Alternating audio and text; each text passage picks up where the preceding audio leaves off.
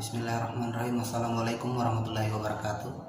Perkenalkan, nama saya Muhammad Heran Prakarsa, NIM 171330644. Saya salah satu mahasiswa dari program studi pendidikan geografi Fakultas Keguruan dan Ilmu Pendidikan Universitas 19 November Kelaka. Pada kali ini saya akan membawa sedikit atau memberikan sedikit penjelasan mengenai dari mata kuliah Geografi Regional Indonesia, yang dimana pada kesempatan ini kita akan mengambil beberapa materi, yaitu yang pertama regionalisasi, kemudian yang kedua daerah bersebaran rawan gempa di Indonesia, kemudian rangkaian pegunungan di Indonesia, kemudian dataran dan daratan, dan yang terakhir yaitu topografi dasar laut. Baik, langsung saja kita bahas mengenai materi yang pertama, yaitu regionalisasi. Regionalisasi atau pewilayahan, yang dimana artinya adalah suatu proses penggolongan wilayah berdasarkan kriteria tertentu.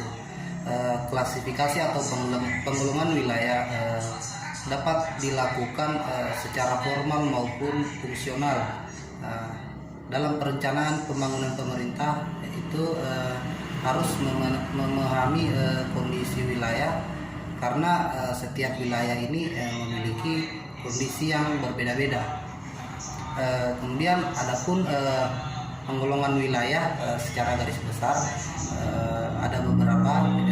Yang pertama yaitu wilayah alamiah atau fisik, kemudian yang kedua ada wilayah ketampakan tunggal, kemudian yang ketiga yaitu ada wilayah berdasarkan jenisnya, kemudian ada wilayah spesifik atau khusus, kemudian ada wilayah analisis faktor.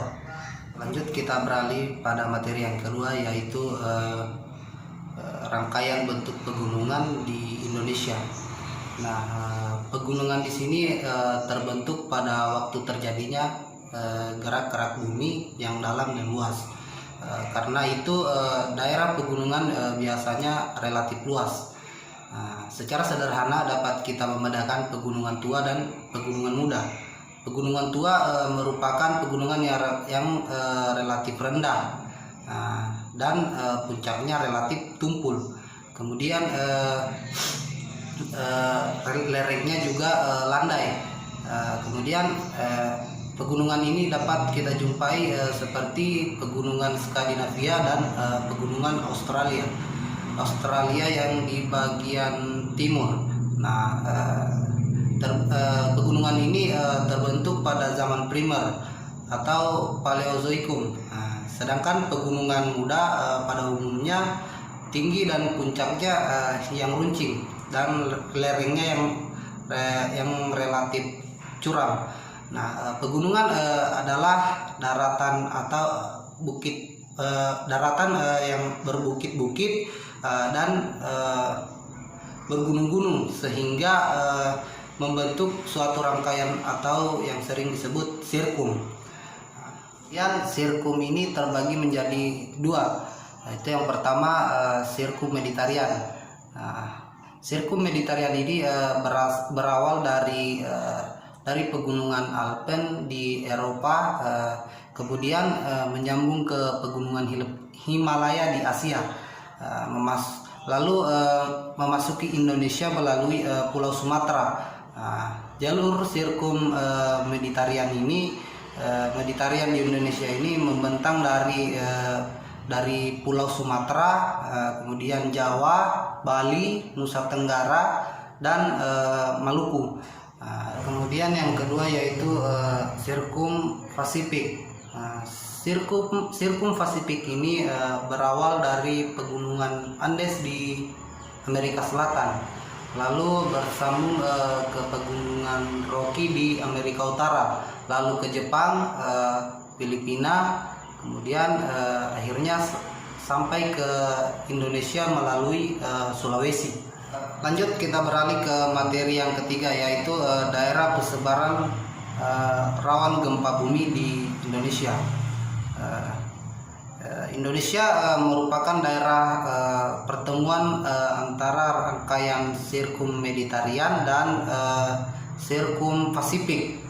Nah, dengan proses pembentukan pegunungan yang masih berlangsung. Nah, oleh sebab itu di Indonesia banyak terjadi gempa bumi. Pusat gempa di dalam bumi disebut hipocentrum. Hipocentrum di Indonesia terdapat hipocentrum yang di dalamnya lebih dari 500 km.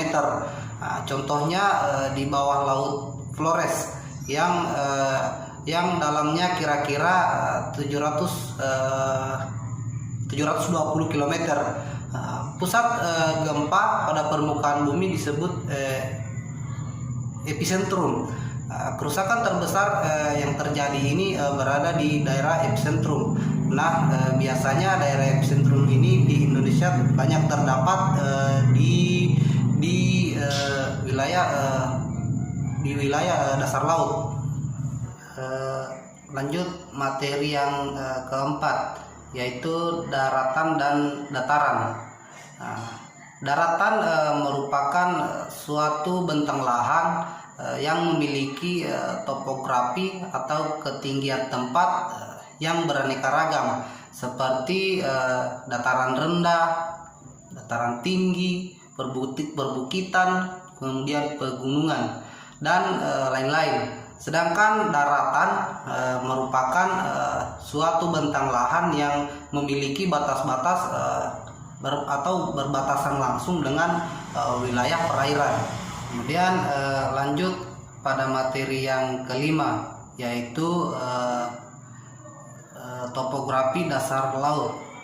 Seperti di daratan, bentuk muka bumi di lautan juga tidak rata. Atau dia juga memiliki bentuk yang bervariasi. Relief dasar laut ini tidak begitu besar. Karena variasinya jika dibandingkan dengan relief daratan ini tidak jauh berbeda. Hal ini disebabkan karena lemahnya erosi dan sedimentasi yang terjadi di dalam laut. Relief dasar laut ini terdiri dari beberapa bentuk, yaitu yang pertama palung laut atau trough, kemudian ada lubuk laut atau basin, kemudian yang ketiga ada gunung laut, kemudian yang keempat punggung laut, dan yang terakhir ada ambang laut atau drempel. Mungkin ini saja yang dapat saya jelaskan pada kesempatan ini. Lebih dan kurangnya mohon dimaafkan. Wabillahi taufiq wal hidayah. Wassalamualaikum warahmatullahi wabarakatuh.